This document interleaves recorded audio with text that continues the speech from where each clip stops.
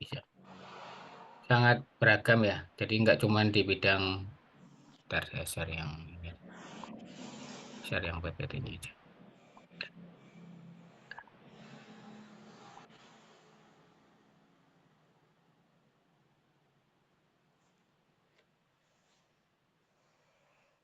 Pokok tutupan. Oke, jadi DOE itu sangat beragam ya, dari teknik sampai nanti sosial itu juga beberapa menggunakan DOE ya. Apalagi kalau di kedokteran, farmasi itu nanti di bagian belakang ada namanya mixer design ya. Jadi sangat kepakai. Termasuk juga yang pangan, kalau Anda nanti mau ada kegiatan riset pangan itu sangat mungkin gitu ya dilakukan dengan DOE. Nah, karena DOE sangat luas, maka kemudian digunakan untuk beberapa pengamatan yang sifatnya nanti akan mengoptimasi gitu ya. Jadi tidak hanya membahas analitis statistika saja, tetapi nanti juga bisa mengoptimasi hasil dari percobaan Anda itu yang mau dioptimalkan di berapa itu juga bisa. Nah, yang paling sederhana itu namanya faktorial. Jadi Anda akan mengerti namanya nanti variabel, faktor, kemudian apa output yang dihasilkan. Jadi ya semua percobaan itu sama ya. Intinya ada inputan, kemudian dia ada proses, kemudian outputnya yang mau itu berapa, kita bisa uh, reback lagi, kembali lagi ke inputan yang bisa kita ubah-ubah.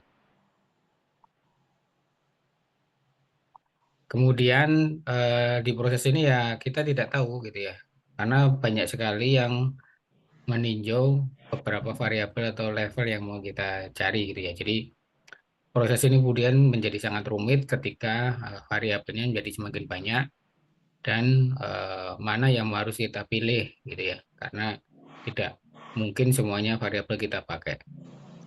Jadi kalau eh, ya ini contohnya di dalam diagram fish atau ikan itu ada namanya fishbone diagram ya.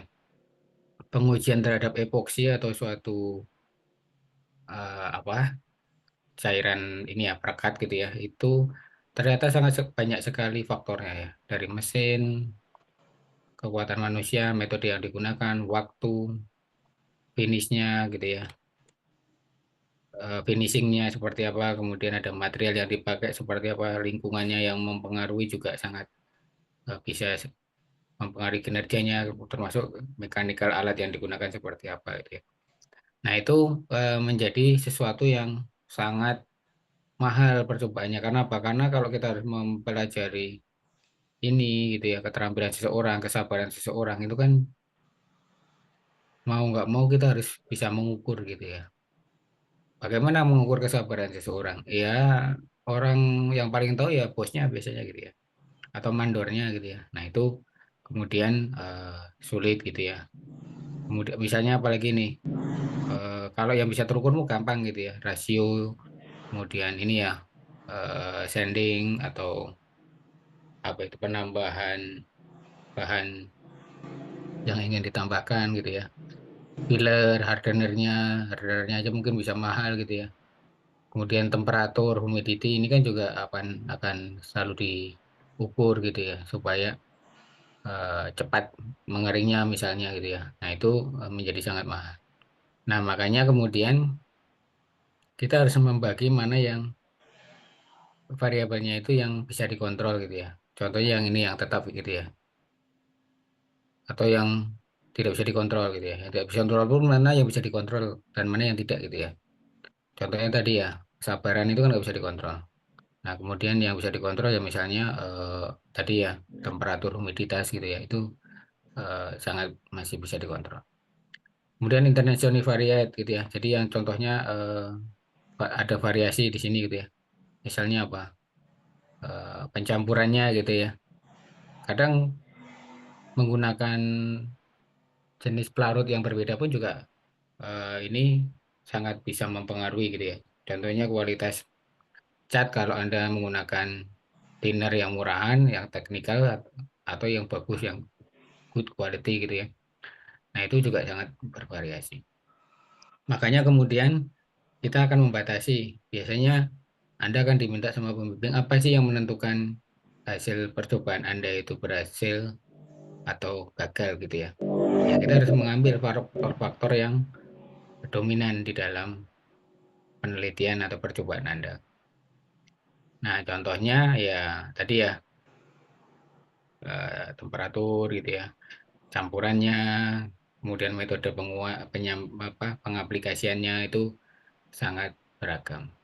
Nah, ini saya skip dulu, nanti kita langsung ke slide yang ini. Nah, sebelum kita memvariasikan, kita harus mengambil namanya level ya. Jadi di dalam satu variabel, misalnya ini ya, batch size, itu ada nih yang namanya level. Level itu adalah banyaknya yang mau kita pakai dari variabel yang mau kita uji gitu ya. Jadi levelnya disimbolkan dengan negatif, kemudian positif. Nanti ada satu lagi namanya center point ya. Di antara negatif dan positif itu ada 0. Ya misalnya di antara 50 dan 200, 150 ini ada 100 gitu ya. Nah, itu nanti ada satu variabel. Kalau kita tiga level itu bisa jadi yang 100 sebagai center point. Nah, kemudian variabel 2 misalnya kita menggunakan resin A sama resin B gitu ya. Kemudian waxing time-nya kita buat 1 menit dan 3 menit. Nah, inilah kemudian nanti yang akan difaktorialkan atau yang akan disebar menjadi sebuah rancangan percobaan gitu ya. Jadi di slide ini kita lihat di situ ada sebaran STD maupun percobaannya ya. Di STD itu adalah urutan dari sebarannya. Ini kalau tadi negatif di percobaan 150, yang ini resin A yang negatif, kemudian ini yang 1 menit. Nah, kemudian ditambah untuk yang STD2 ini yang pakai 3 menit.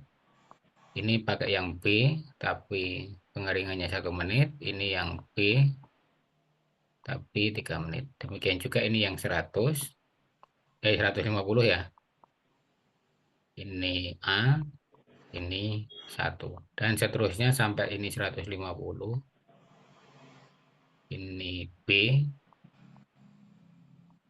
ini 3 menit. Nah, inilah yang kemudian disebut sebagai faktorial. Karena apa? Karena mengikuti sebaran dari level setiap variabel yang kita ambil. Pada kenyataannya, ketika merunning program itu bisa berbeda, gitu ya. Yang satu itu malah yang diambil yang di sini dulu, ini 150. Ya itu nggak masalah. Yang penting STD-nya sesuai ya. Ini A, kemudian ini 3 menit. Nah, dalam prakteknya memang bisa berbeda ketika nge-running, tapi intinya STD-nya harus semua ini ada ya. Sampai sini ada pertanyaan? Tidak, Pak. Oke, kita coba ya untuk ke soal. Di sini ada soal ya.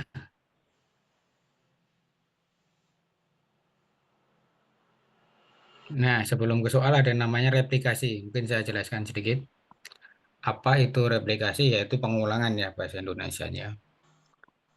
Jadi kalau tadi kita menggunakan 3 variabel, kemudian 2 level, ada 8 kali percobaan. Kalau kita mau ulang 2 kali ya nanti jadi 16 kali gitu ya. Jadi eh, replikasi itu mengulang supaya pengukuran yang STD 1 sampai 8 itu dilakukan 2 kali. Kenapa? Karena kemungkinan ada kesalahan pengukuran. Itu bisa saja terjadi. Ya, karena itu faktor manusia ya tadi ya. Kalau kita menambah pengulangan ya tentu saja nanti datanya akan semakin banyak dan konsekuensinya adalah sumber dayanya harus ada. Artinya baik itu yang mempersiapkan sampelnya maupun biaya-biaya yang muncul setelah sampel itu ditambahkan.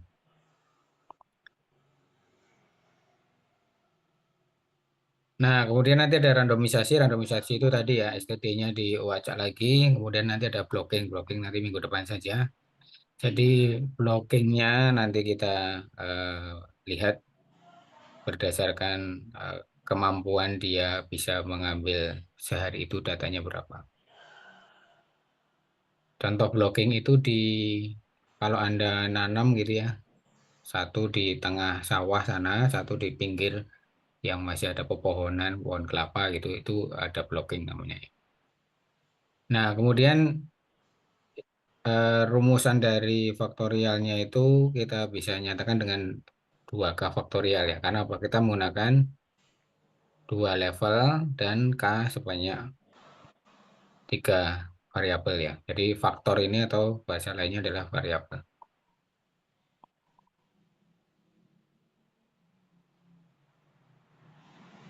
Nah, kalau variabelnya tadi 3 ya 2 pangkat 3 ada 8 ya.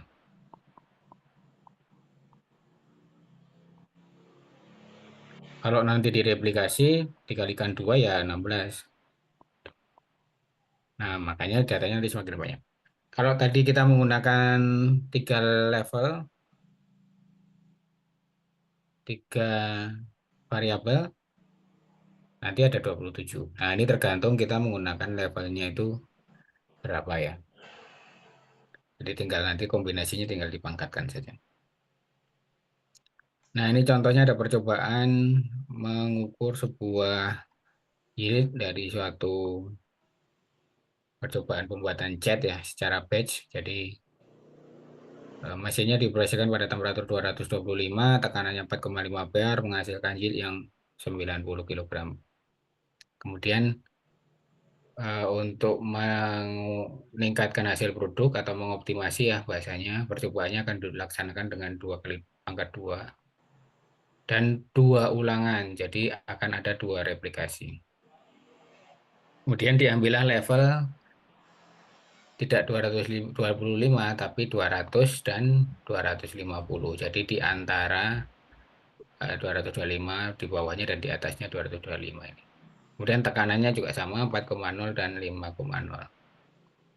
Responnya adalah yield, faktornya adalah temperatur dan tekanan X1, X2-nya.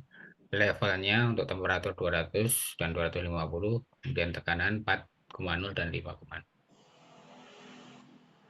Jelas ya soalnya ya. Nah, ini di Minitab ada langkah kerjanya. Jadi saya buat ini supaya Anda nanti apa bisa mengikuti caranya. Kalau yang di regresi logistik tadi tidak saya buat karena itu sederhana. Jadi silakan Anda eksplorasi sendiri langkah-langkah yang tadi ya di Oke, saya coba ke ini ya ke Minitab-nya saya bagi 2 slide dulu.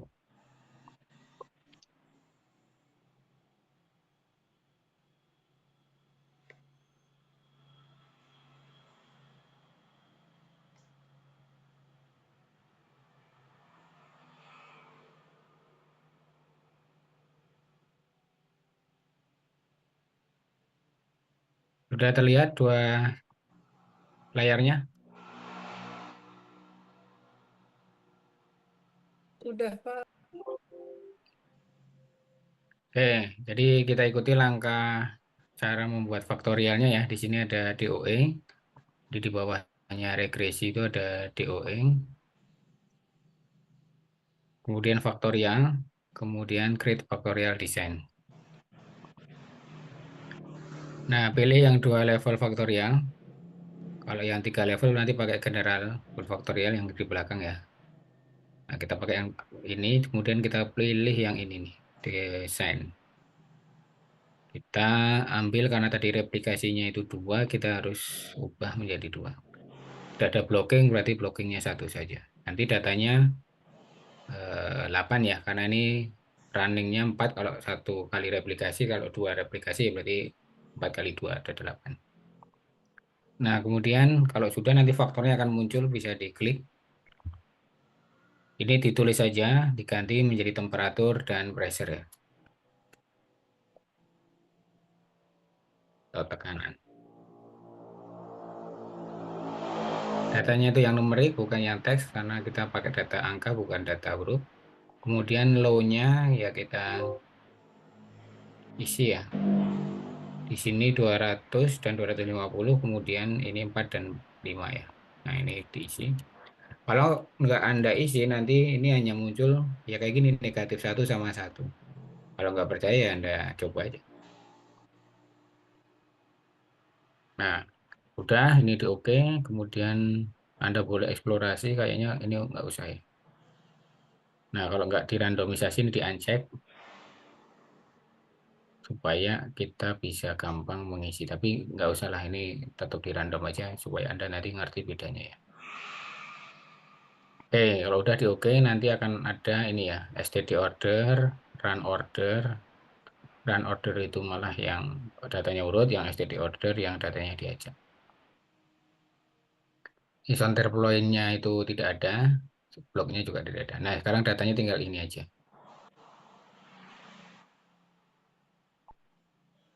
Nah, caranya gimana?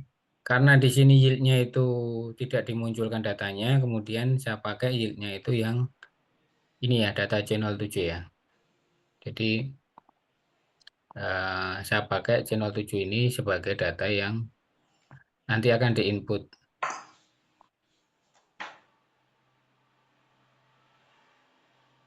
Nah, data ini C07 ini Anda input di sini ya, di mini tab-nya. Ditulis saja kolomnya namanya yield.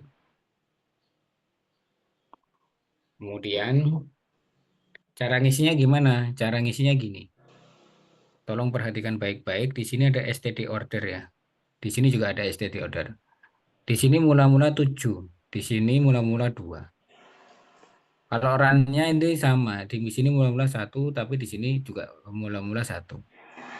Nah, kita harus ngelihat yang STD order saja. Kita cari yang STD order 1 mana? Ya, ini kan nomor 5 ini ya, baris kelima. Nah, di sini STD order di baris nomor 4. Kita cek angkanya di sini 200 dan 4. Di sini berapa? 200 dan 4 kan? Nah, yieldnya berapa? Yieldnya 92. Kita tulis 200 dan 4, yieldnya 92. Jadi kita ngikutin ngisinya itu sesuai dengan STD ordernya. Bukan runningnya. Kalau Anda ngikutin runningnya, nah nanti di sini 205, di sini 254. Beda kan? Nah, makanya caranya ya kita harus mengikuti sebaran sesuai dengan petunjuk tadi di slide yang sudah saya jelaskan. Karena apa? Karena data negatif pertama itu pasti negatif-negatif. Negatif-negatif mana? Ya 200 sama 4. Karena apa? 200 itu mewakili batas bawah, 4 itu mewakili batas bawah untuk yang variabel tekanan. Gitu ya. Ada pertanyaan untuk cara pengisiannya?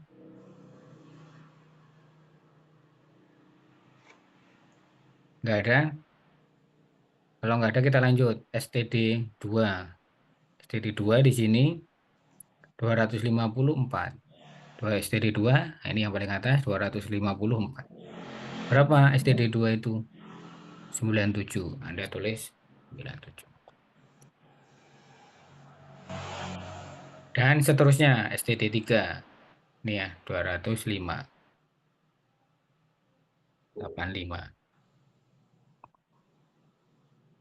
Kok bisa? STD 4 255, 90. STD 5 204. STD 5 itu replikasi dari STD 1 sebenarnya. Karena apa? Karena ini 204 juga. Nah, kita isi 90. STD 6 itu replikasi dari STD 2. Tapi datanya beda. Kalau STD 2 itu 97,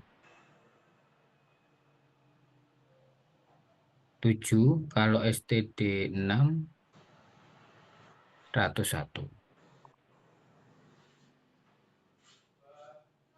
STD 7 85, STD 8 96. Nah, gampang kalau cuma 8 datanya gampang. Tapi kalau nanti datanya sampai 30, 24. Nah, itu Anda harus hati-hati. 97 ya. Ada pertanyaan sampai sini? Jadi nilai yieldnya ini saya tuliskan di sini ya, tidak di soal. Karena biar langsung Anda ngerti ambil data yang akan diinput di mana.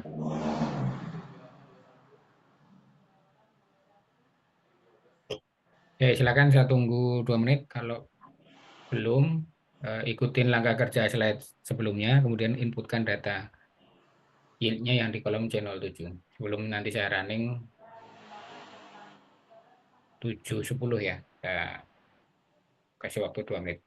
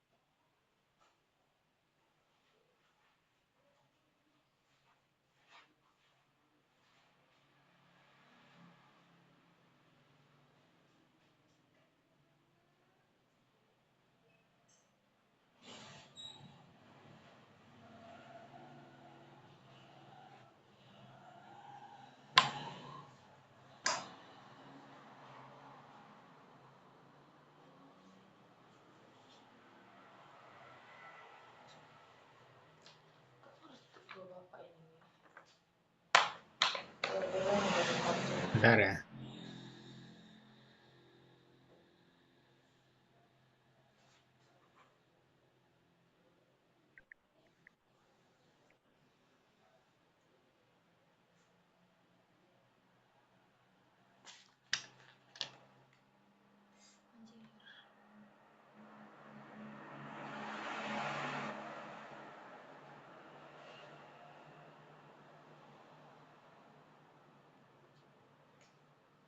Oke, saya lanjutkan.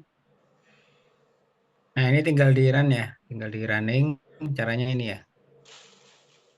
Start DOE faktorial, kemudian analisis faktorial design. Jadi start DOE faktorial, kemudian yang ini yang tengah ya. Analyze faktorial design. Nanti Anda bisa dapat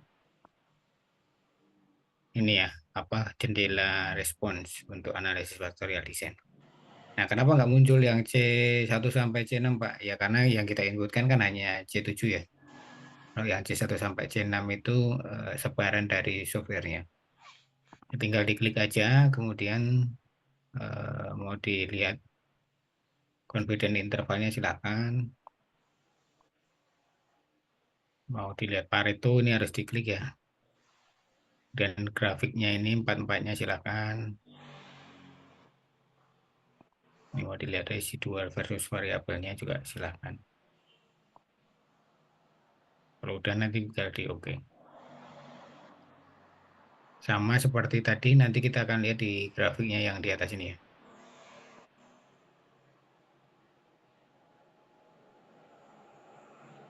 Nah, inilah gambar koefisiennya yang tadi kita dapatkan. Di sini koefisiennya 8 dan minus 6 ya. 8 dan minus 6. Modelnya mana? Ini ya. Jadi yang regresinya, modelnya membentuk regresi, di mana yieldnya itu dipengaruhi oleh temperatur dan dipengaruhi negatif oleh tekanan. Jadi kalau tekanannya semakin ke atas, yieldnya semakin sedikit ya. Temperaturnya dipengaruhi 0,16 kali ya. Kemudian R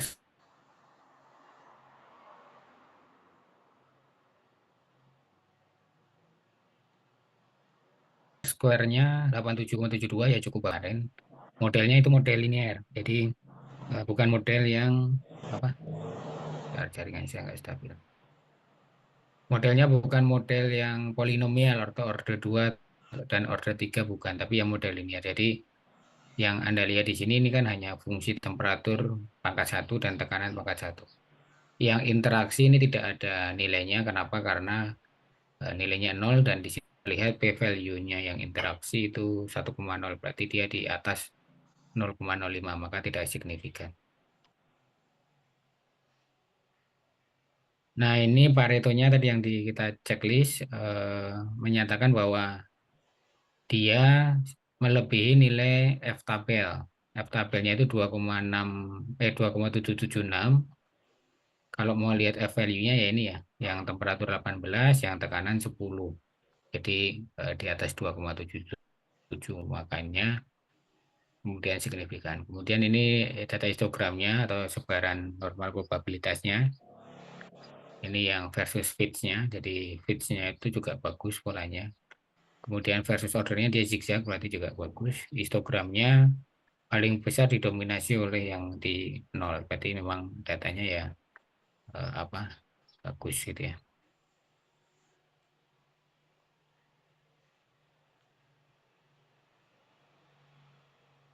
Jadi yang ini mana yang hasil fitnya ya ini ya hasil fitnya itu menunjukkan bahwa dia tidak terlalu jauh, yang paling jauh cuma 3 ya dibandingkan eh, modelingnya. Nah itulah kalau Anda mau menampilkan grafik interaksi atau faktorial plot ya, karena interaksinya itu tidak ada, ya silakan ditampilkan di sini nanti faktorial plot tinggal diklik aja. Ini tekanan, kemudian grafnya kita tampilkan main efek aja, interaction plotnya nggak perlu. Nah, itu.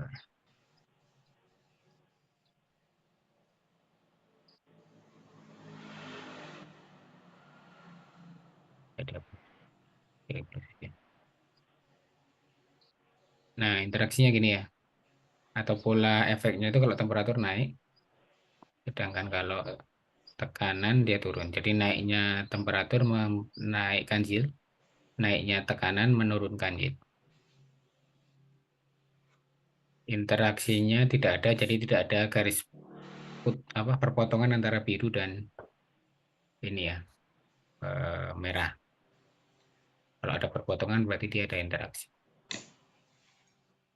Kemudian ini Paretonya tadi udah, ini normal probabilitas plotnya.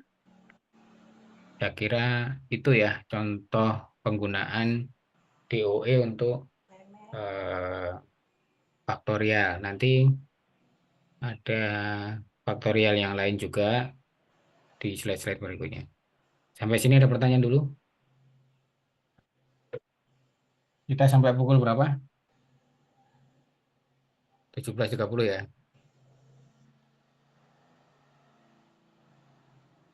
Oke, jadi em, intinya faktorial itu adalah kita bisa mengambil variabel, mengambil level, kemudian kita bisa menganalisis secara statistik itu faktor mana yang mempengaruhi percobaan atau hasil dari atau output dari percobaan gitu ya. Kalau Anda nanti outputannya dipengaruhi hanya salah satu, ya sudah, tentukan salah satu saja yang mempengaruhi.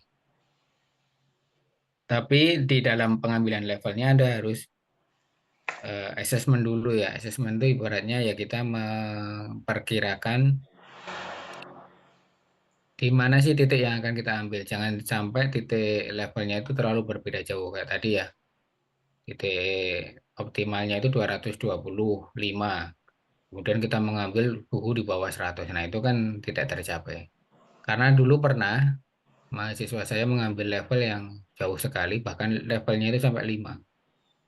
Ya, untung penelitiannya tidak dibiayai saya, saya sebagai pembimbing satu, tapi kemudian dibiayai oleh pembimbing dua gitu ya. Nah, itu eh, saya tidak terbebani, tetapi ya memang ada kesalahan memang dari awal bahwa levelnya begitu banyak gitu ya. Tidak harus seperti itu, karena statistik itu sesuatu yang sangat memudahkan sebenarnya. Cuman Anda harus tahu levelnya pada batas mana gitu ya. Oke, itu ya tambahannya sedikit cerita. Nah, ini ada tugas. Silakan dilihat di slide 3 berapa ini? 34 ya. Untuk dua faktor tetapi ada pengulangan 3 kali ya. Jadi di sini ada replikasinya itu 3 kali. Jadi datanya 4 kali 3 berarti nanti ada 12. 1, 2, 3, 4, 5, 6, 7, 8, 9, 10, 11, 12 ini ya. Hubungan antara tekanan pada 3 dan 5,5, temperatur 60 dan 70 terhadap defect dari suatu mesin produksi gitu ya. Nah, ini udah diurutkan sesuai STD, jadi Anda tinggal masukkan aja. Teman kalau STD-nya kebalik ya Anda harus lihat ya. Ini STD berapa, ini STD berapa gitu ya.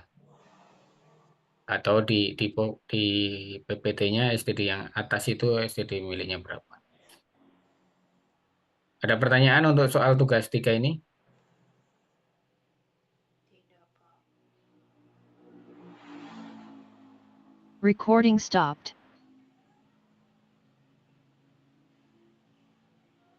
Nggak ada?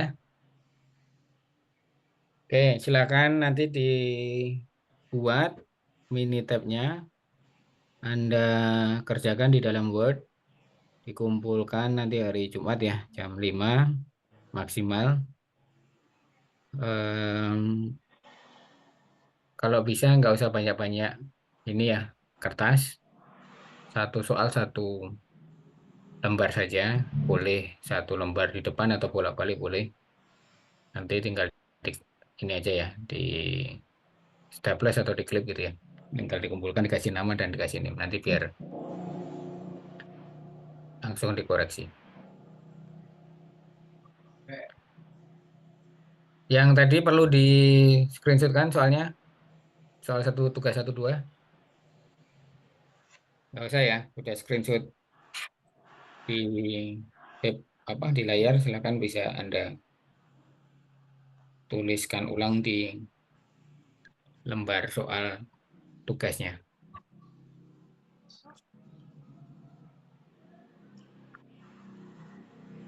Oke, saya kira itu untuk pertemuan hari ini. Jadi em, materinya agak banyak. Nanti minggu depan kita selesaikan sampai slide ini ya, 45 ya. Jadi mungkin beberapa saya ulas sedikit karena di depan tadi ada yang saya skip. Tapi nanti latihan soalnya mungkin saya kasih jurnal ya. Satu di sini, kemudian yang nanti full factorial saya kasih jurnal juga. Supaya Anda latihannya tidak harus dari textbook, tidak harus dari materi PPT ini, Anda bisa dari. Nah. Oke, ada pertanyaan terakhir untuk pengumpulan tugas atau tadi materi? Mana sih? Tidak, Pak. Tidak, Pak. Yowes, silakan dikerjakan, nanti dikumpulkan. Jangan sama ya, karena soal yang saya berikan itu berbeda. Yang nomor 2 terutama ya. Nanti kalau sama kelas yang sebelah ya berarti Anda saya salahkan. Karena nanti akan dicek di pengumpulan soalnya seperti apa. Pengumpulan jawabannya seperti apa. Ya sudah, kalau tidak ada pertanyaan, saya akhiri. Sampai ketemu nanti minggu depan di Labtek 1. Nanti saya umumkan ruangannya di mana. Ketua kelasnya mungkin segera mengkoordinir anggotanya nanti ya untuk memobilisasi dari tempat terakhir kuliah ke Labtek 1. Itu saja dari saya. Terima kasih. Selamat sore, selamat beristirahat. Jangan lupa tugasnya dikumpulkan. Baik, Pak.